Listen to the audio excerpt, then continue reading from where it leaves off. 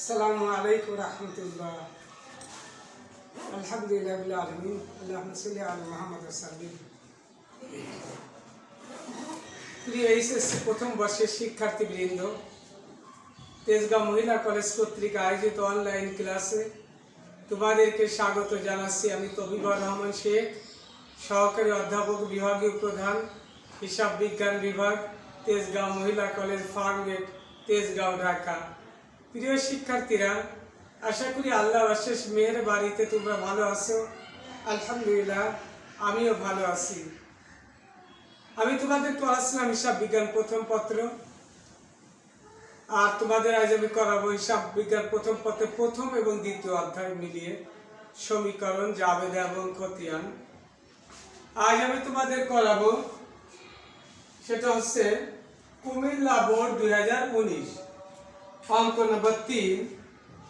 আমরা মূলত জানি 3 এবং 4 নম্বর অঙ্কটা আসে সমীকরণ, জাবেদা এবং খতিয়ান। অর্থাৎ তোমরা যদি সমীকরণ, জাবেদা এবং খতিয়ান এই তিনটি জিনিস ভালো করে শেখো, তাহলে আশা করা যায় যে দুটি প্রশ্নের উত্তর দিতে পারবে। কোশ্চেন নাম্বার 3 এবং 4ও দেখো চেয়েছে শ্রেণী বিন্যাস ও মালিকানা সত্ত্বের পরিমাণ নির্ণয়, প্রারম্ভিক মূলধন নির্ণয়। এগুলো তোমাদের আমি শিখিয়েছি। তা আজ আমি 3 করাবো, আগামী ক্লাসে ইনশাল্লাহ 4 করাবো। দেখো 3-এ প্রথমে চেয়েছে জানুয়ারি মাসে মোট সেবা আয় নির্ণয় করো। সেবা আয় বলতে আমরা সেবা দিয়ে যে টাকা পাই বা বাকিতে যে সেবা প্রদান করা হয়, এখানে নগদ এবং বাকি দুটা মিলিয়েই হবে সেবা আয়। কোশ্চেনে দেখো কুমিল্লা বোর্ড 2019 অঙ্ক নম্বর 3।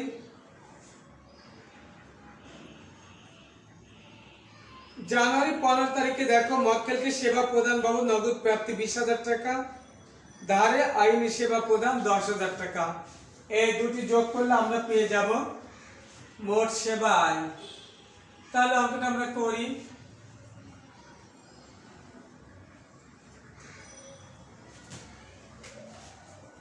ক কুমিল্লা বোর্ড ক 3-এর ক অঙ্ক নম্বর 3।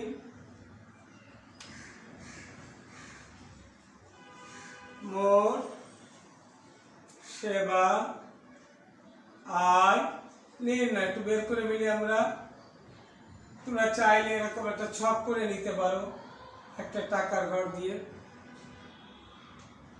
তারিখটা রাখতে পারো, আর একটু সমস্যা নাই। তারিখ বিবরণ টাকা, তারিখ বিবরণ টাকা, সাল আছে 2018, জানুয়ারি 15। সেবা বাবদ নগদ প্রাপ্তি বাবদ নগদ প্রাপ্তি 20,000 টাকা। আবার দেখো জানুয়ারি 22 বাকিতে সেবা বা ধারে আইনি সেবা, ধারে আইনি সেবা 10,000 টাকা। তাহলে আমরা পেয়ে গেলাম 30,000 টাকা। এটা হচ্ছে মোট সেবা আয়। তাহলে আমরা শিখলাম সেবা আয় বলতে বাকিতে সেবা প্রদান বাবদ আয় আর নগদে সেবা বাবদ প্রাপ্তি। এই দুটি যোগ করলে আমরা পাবো মোট সেবা আয়। খ নাম্বার চেয়েছে 1, 15, 20 ও 20 তারিখের 22 লেনদেনগুলো জাবেদা দাখিলা লেখো। আমরা জাবেদাগুলো শিখবো হিসাব বিশ্লেষণের মাধ্যমে, যা তোমাদের আমি শিখিয়েছি।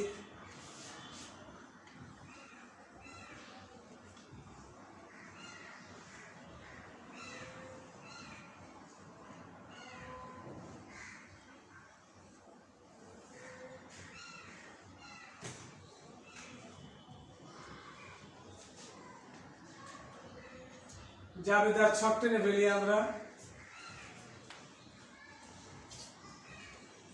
তারিখ হিসাব শিরোনাম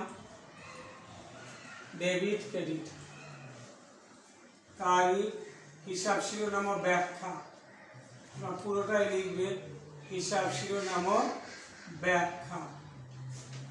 এখানে জাবেদার ক্ষেত্রে লিখতে হয় খতিয়ান পৃষ্ঠা, আর এখানে ডেবিট টাকা, ক্রেডিট টাকা, জাবেদা।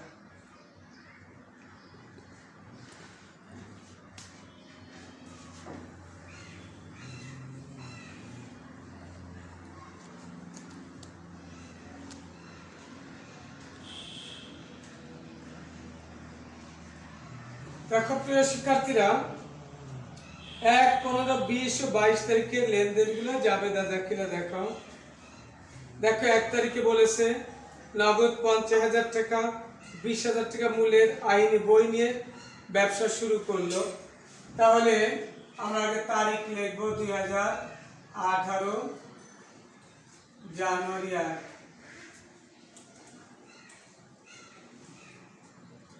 জাবেদা কি হবে তাহলে? নগদান হিসাব, এখানে সম্পদ বৃদ্ধি একটু লিখে দিই। নগদান কেন ডেবিট? সম্পদ বৃদ্ধি, নগদান ডেবিট। আবার শুরু করেছে আইনি বই নিয়ে, বই হিসাব, বই একটি স্থায়ী সম্পদ, এটা সম্পদ বৃদ্ধি। আর আমরা জানি সম্পদ বৃদ্ধি পেলে ডেবিট, আর এই দুটি সম্পদের যোগফলকে লিখতে হবে মূলধন হিসাব ক্রেডিট, মূলধন হিসাব ক্রেডিট। তাহলে আমরা একটু টাকা লিখি, 50,000, 20,000, আর দুটা মিলে হবে 70,000। ব্যাখ্যা তোমরা লিখবে নগদ এবং বই নিয়ে ব্যবসা আরম্ভ করা হলো। এরপর শেষে 15 তারিখে দেখো মক্কেলকে সেবা প্রদান বাবদ নগদ প্রাপ্তি। এখানে সেবা দিয়েছি, পক্ষ দুইটি, প্রতিটি লেনদেনে দুইটি পক্ষ, একটি পক্ষ ডেবিট আর একটি পক্ষ ক্রেডিট।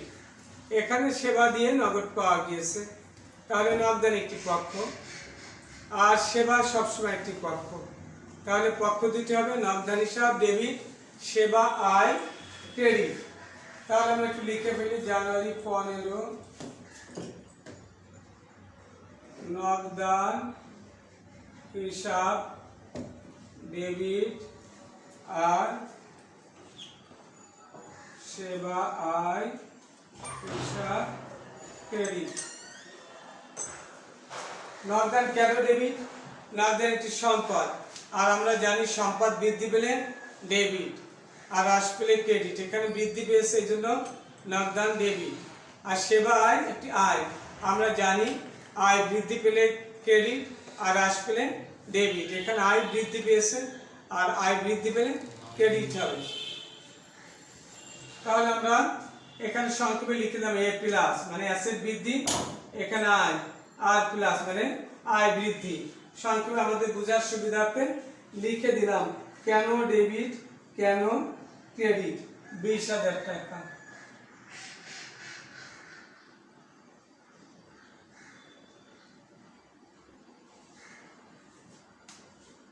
এরপর দেখো বলেছে 20 তারিখে মক্কেলকে সেবা প্রদানের লক্ষ্যে অগ্রিম গ্রহণ।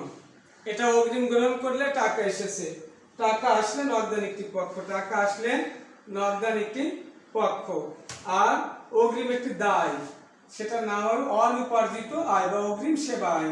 তাহলে আমরা জাবেদাটা লিখি নগদান হিসাব ডেবিট, কারণ এখানে সম্পদ বৃদ্ধি পেয়েছে, এ প্লাস মানে সম্পদ, এতে আছে প্লাস মানে বৃদ্ধি, এটা তারিখটা আছে 20 তারিখ। অগ্রিম সেবা আয় বা অনুপার্জিত সেবা আয়, তোমরা যেটা খুশি লিখতে পারো, অনুপার্জিত সেবা আয় ক্রেডিট। এটা দায় বৃদ্ধি মানে এল প্লাস, আমরা জানি দায় বৃদ্ধি পেলে এই অনুপার্জিত সেবা আয় কেন দায়? তুমি এখন সেবা দাও, আমি টাকা নিয়ে নিয়েছো, তার মানে তোমাকে ভবিষ্যতে সেবা দিতে হবে, তুমি সেবা প্রদানের জন্য দায়বদ্ধ, এই জন্য এটি একটি ব্যবসার দায় বা চলতি দায়, আর দায় বৃদ্ধি পেলে ক্রেডিট। টাকার পরিমাণ দেওয়া আছে এখানে 7,000 টাকা।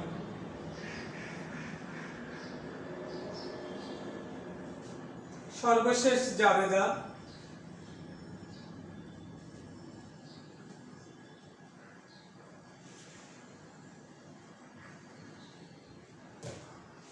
সর্বশেষ হচ্ছে 22 তারিখ। ধারে আইনি সেবা প্রদান, এটা সেবা দেওয়া হয়েছে বাকিতে। বাকিতে যদি সেবা প্রদান করা, দুইটি পক্ষ থাকবে। একটি পক্ষ হচ্ছে দেনাদার বা প্রাপ্য হিসাব, যার ক্ষেত্রে তুমি টাকা পাবে, কারণ তুমি সেবা প্রদান করেছো, এখনো টাকা পাওনি, ভবিষ্যতে টাকা পাবে। এক্ষেত্রে যার কাছে টাকা পাবে তাকে বলা হয় প্রাপ্য হিসাব বা বিবিধ দেনাদার। আর সেবা সবসময় কি একটি পক্ষ, এটি আয়। তাহলে পক্ষ দুটি কি কি? প্রাপ্য হিসাব ডেবিট 22 তারিখ,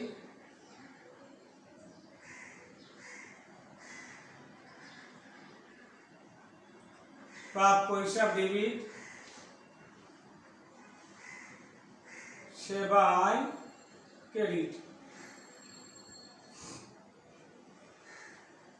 কত টাকা? ব্যাখ্যা লিখবে, বাকিতে সেবা আয়, সেবা প্রদান করা হলো বা ধারে সেবা প্রদান করা হলো 10,000 টাকা।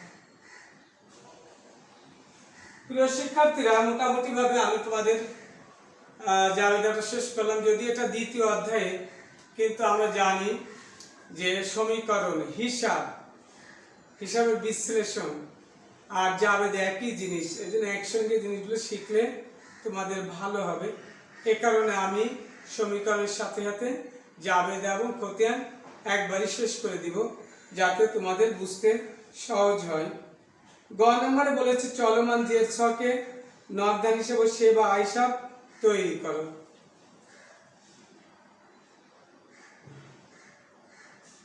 চলমান জের ছকে নগদান হিসেবে সেবা আয় হিসাব তৈরি করো, দুইটি খতিয়ান। তাহলে আমরা একটু করি। খতিয়ানের ছক আমরা জানি চলমান জের ছকে কেমন হয়।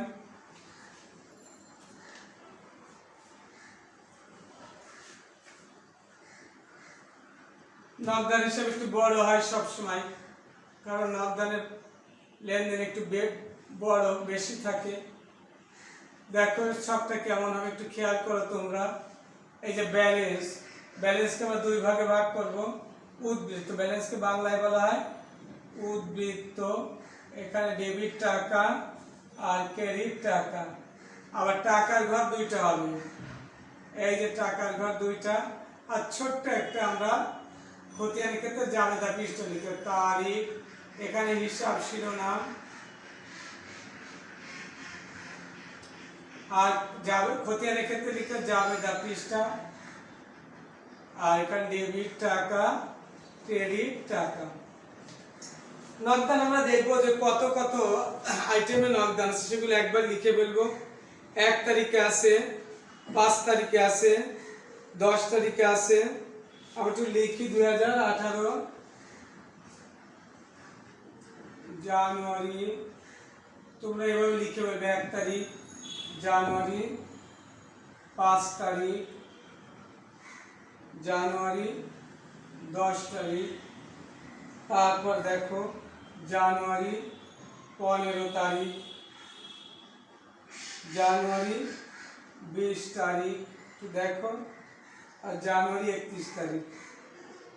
মোট 6টি লেনদেন।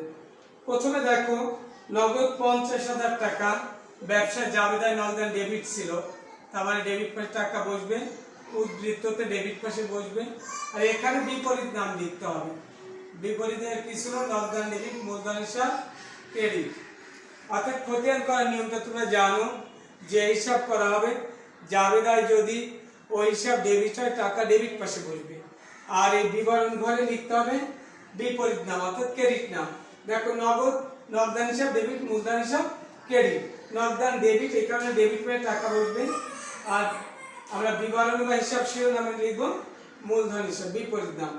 5 তারিখে দেখো সরঞ্জাম পুরো 8,000 টাকা, জাবেদা হবে সরঞ্জাম ডেবিট, নগদান ক্রেডিট। 8,000 টাকা ক্রেডিটে বসবে, কোন নামে? সরঞ্জাম নামে। দেখো সরঞ্জাম হিসাব।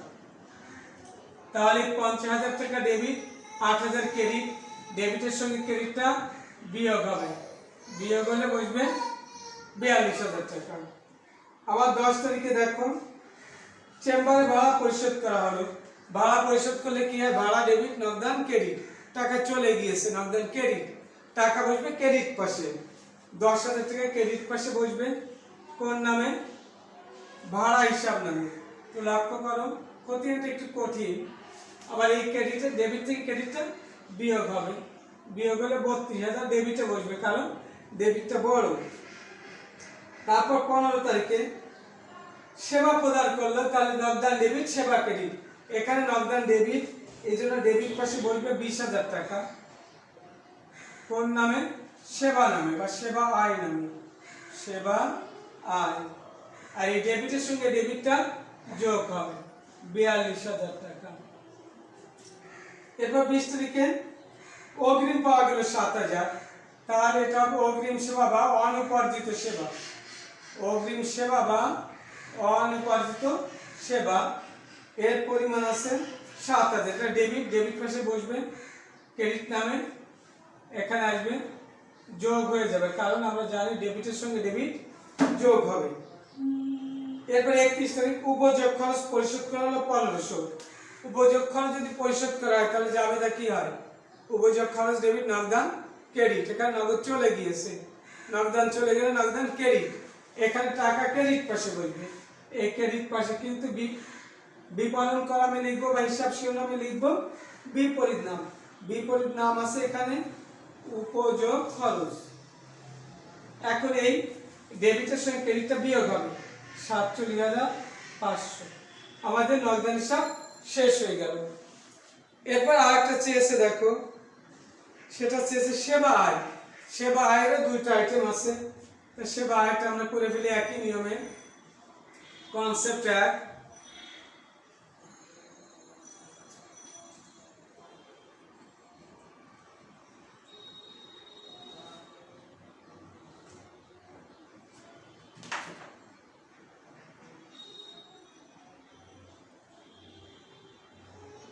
লিখে ফেলি সেবা আয় হিসাব।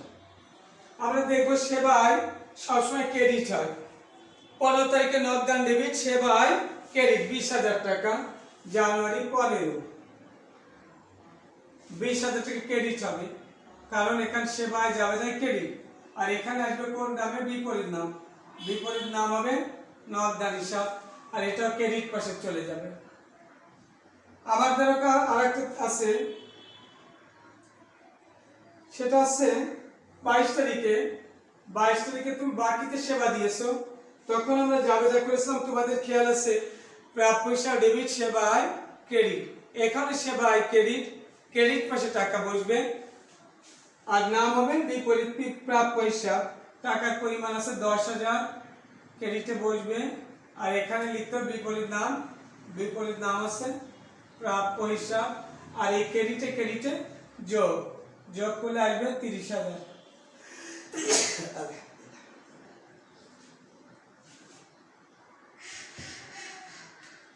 প্রিয় শিক্ষার্থীরা, আমি মোটামুটি তোমাদের 3 নম্বর অঙ্কটা করালাম।